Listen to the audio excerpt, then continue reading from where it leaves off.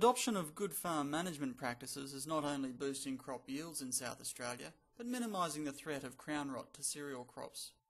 The Grains Research and Development Corporation is educating growers of the threat posed by crown rot via its Stop the Rot campaign, reminding growers of the need to rotate, observe and test to help limit the build-up of crown rot inoculum. Narrative farmer Lyndon Price of Gum Park Farms changed his farm practices to counter the damage done by crown rot.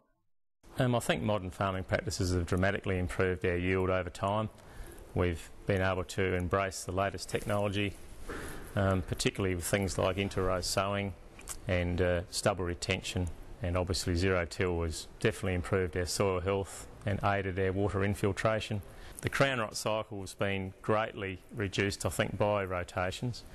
I think the best way to probably do it is to incorporate some legume crops. We particularly like faba beans, and if you then follow that with canola, you get like a double break, and that then greatly reduces the impact. Whereas if you go back to another cereal, even though it might be tolerant, I don't think it breaks the cycle well enough.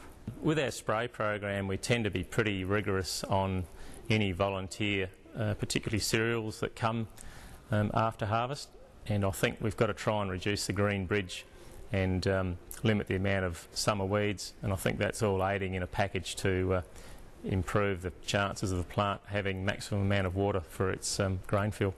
Seasonal conditions are a major influence on the levels of crown rot outbreak, but Hart farmer Michael Jeske says the damaging influence of dry springs can be limited by reducing the rate of early season fertiliser applications. 10 or 15 years ago we used to put most of our urea out down the boot and grow a crop that was 6 foot high and thick as, and then you come to a dry spring the first 30-degree day and it would all fold up and collapse. Some of the lowest levels of crown rot we've had in some of our seed crops, where we actually don't put much fertiliser out. We're not aiming for protein, we're just aiming for yield, and that's where we've noticed in previous years that the crown rot's not so prevalent, so that we actually now do a split application of fertiliser.